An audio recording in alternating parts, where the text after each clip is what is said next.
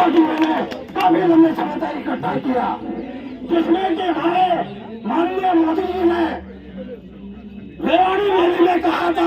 कलकत्ता से चल करके आए हैं। I came from Calcutta, madam. I'm also an ex-serviceman. जो चीज़ होता है जिसमें तो भूतपूर्व सैनिक के लिए अच्छा है। हम मोदी सरकार को बोलेगा कि इस पर ध्यान देने के लिए हम 2 पॉइंट देगा। एक है कि जो भूतपूर्व सैनिक मेडिकली बोर्डेड आउट हो जाता है, जो सैनिक मेडिकली बोर्डेड आउट हो जाता है उसको ये लोग जो अधिकारी है CBAP इलाहाबाद, वो बोलता है कि ये बीमारी भूल के लिए नहीं हुआ, तुमको पेंशन नहीं मिलेगा। तो पहले बोलता है तुम घर जाओ, तुम बीबी का शिक्षा लेके तुम्हारे घर में पेंशन का कागज चले जाएगा। इसके बाद वो बोलता है कि ये बीमारी तुम्हारा भूल के लिए नहीं हुआ, तुमको पेंशन नहीं मिलेगा। ये गरीब आदमी है, आदमी ने 15 साल नौकरी किया, इतना लिखा पढ़ा नहीं जानता है, वो ऐसे रास्ते में घूमता है, उसको नौकरी भी मिलता नहीं, पेंशन भी नहीं मिलता नहीं, ऐसे उसका हाल हो जाता है। सबसे ज़्यादा काम तो सैनिक ही करते हैं। हाँ। अधिकारी क्या करते हैं सर? तो जो भी फैसिलिटी है कम से कम सरकार को 50% तो ज़रूर देनी चाहिए, मिलना चाहिए। लेकिन क्या है, तो हमें लग रहा है कि अधिकारी से लेके सरकार तक सभी सौतेला व्यवहार आप लोगों के साथ कर रहे हैं। तो भाई बुढ़ापा में आदमी कहाँ जाएगा? इस महंगाई में बच्चे कैसे पढ़ेंगे? यही बात है मैडम, ये हम हाईलाइट करना मांगता है। और एक चीज़ है, ये भूतपूर्व सैनिक जो आर्मी में काम करता है, जो सरकारी नौकर है, ये ऑप्शन लोग क्या करता है, उसको अपना काम में लगाता है, घर में बाई फोर्स घर में ले जाता है, उसको बीवी को कपड़ा धुलाई जाता है। और ये खुद नहीं बोल सकेगा, ये खो जाए, मतलब घर में चूहा बनते रहता है और आकर के आप लोग जवानों पे अपनी सारी हिस्सा उतारता है। बीबी के सामने तो चलती नहीं है उनकी, और बीबी का कपड़ा धोता है, और ये कुछ ज़्यादा बोलेगा तो बोलेगा कि तुमको कोर्ट बर्खास्त कर देगा।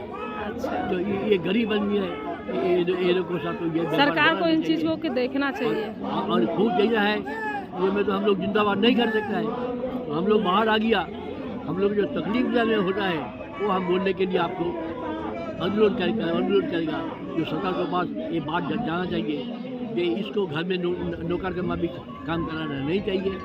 और जो मेडिकली बोर्डेड आउट हो जाता है, वो चाहे भर्ती हुआ था तो वो तो क्लास एक कैटेगरी के था, और जब उनको वो थोड़ा वो तो गर्म हो गया, कुछ बात किया और तो हॉस्पिटल में भर्ती करा दिया, मैं बोला जी इसको बाहर निकाल दो, मेडिकली बोर्डेड आउट। तो बाहर निकाल देते हैं, बाहर देता है लेकिन पेंशन नहीं देता है। कैसे चलेगा? ये सब गरीब आदमी है, ये रास्ते में घूमता है और कोई बोलने वाला नहीं है। ये लोग ये चीज़ मैडम बंद होना चाहिए। एक जवानों को इतनी सारी समस्या से जूझना पड़ रहा है। आप लोग तो सिविल में है, आप लोग बोल सकता है, लेकिन वो तो कुछ बोल भी नहीं सकता है। कुछ बोलेगा तो उसको जबरदस्त कोर्ट पर रखना देगा। ये सब भी हो रहा है। 75 से लेकर 50 में किया गया पेंशन का मुद्दा, तब से जो है गलत हो गया। और उसको जो है आज ये ORP 1-2 में क्या हुआ, 1 की थोड़ी सी विसंगतियाँ 2 में जाके आग बबुला गई, और जिस कारण से आज हम यहाँ पे जो है अपने इंटाइटल के लिए, किसी के खिलाफ नहीं, कुछ नहीं है, हम अपना इंटाइटल अधिकार मांगने के लिए हम लोगों ने जो है ये आज हो रहा है। और उसको हम जो हमारी सभी टुकड़ियाँ, सभी देश के पूरे अलग अलग टुकड़ियाँ लगे हुए हैं, और ये अधिकार हमें मिलेगा। और हमें पूर्ण विश्वास है सरकार से और हमारे माननीय प्रधानमंत्री जी से कि वो एक ऐसा निष्कर्ष निकालेंगे, कब निकालेंगे क्या होगा, लेकिन वो निकालेंगे जरूर। और जिसके कारण से उम्मीद लगा के बैठे हुए हैं आप लोग? उम्मीद लगा के नहीं बैठे, हम उसमें नहीं है।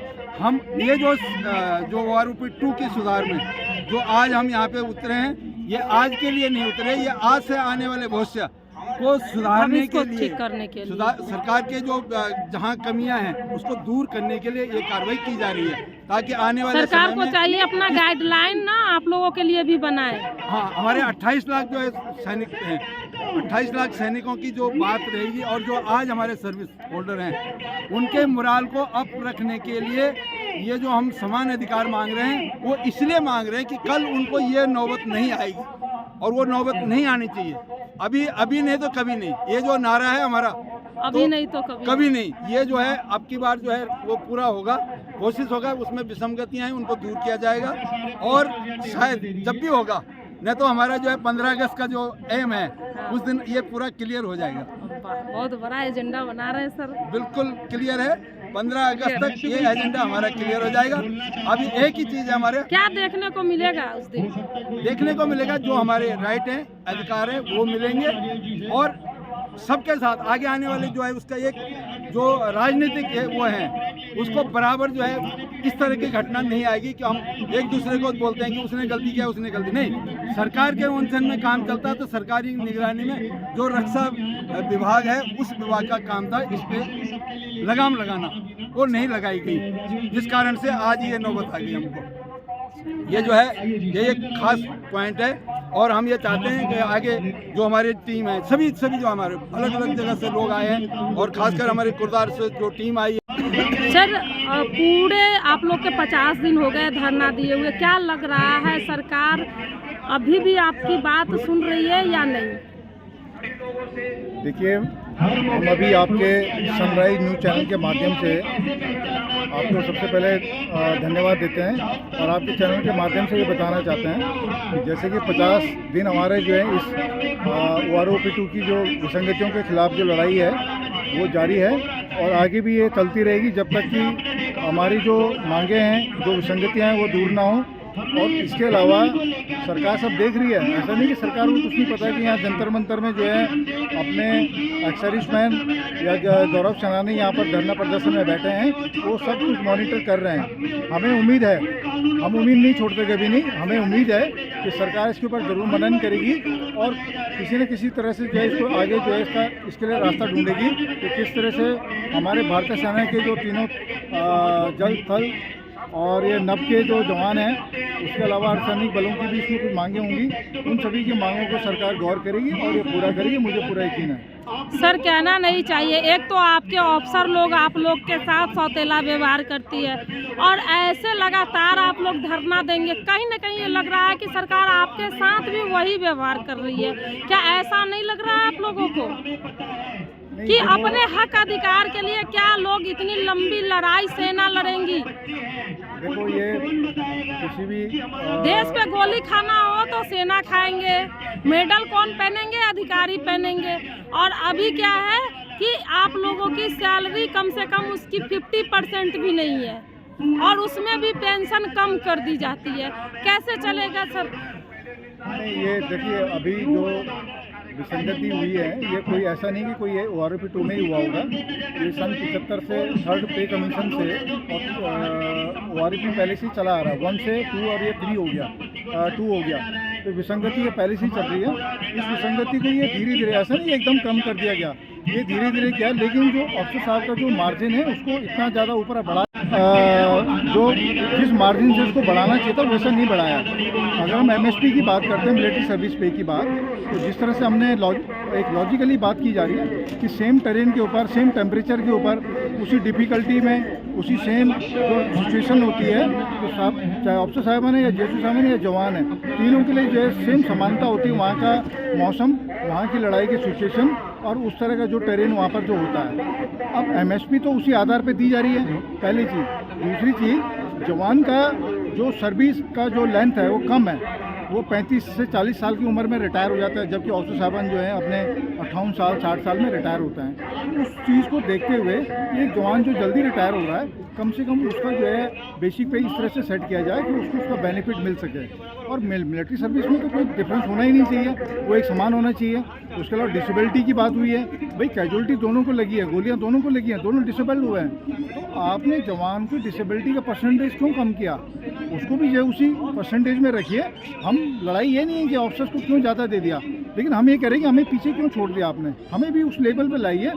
बेसिक पे की बात नहीं कर रहे हम, फैसिलिटी की बात भी नहीं कर रहे हैं हम लोग, और ना ही हम जो दूसरे जो अंतर हैं उसकी बात कर रहे हैं। हम सिंपल सी बात कर रहे हैं कि मिलिट्री सर्विस एक जैसा होना चाहिए, जब दोनों की कार्य करने की जो शैली एक जैसी है, एक ही जगह मैदान में एक ही जगह से लड़के जो दोनों आगे फ्रंट पे लड़ रहे हैं। जवान को ज़्यादा कष्ट है इसमें, तो कम से कम उस जवान के बारे में सोचना चाहिए जो जवान जल्दी उम्र में रिटायर हो रहा है, उसके बारे में ज़्यादा सोचना सरकार को चाहिए। सेम आपकी वीर नारी का है, एक वीर नारी, एक सिपाही की जो वीर नारी है बेचारे, वो जो है आज की डेट में 13,000 रुपये पेंशन ले रही है। क्या होगा उसमें? वो कैसे लेगी बताओ?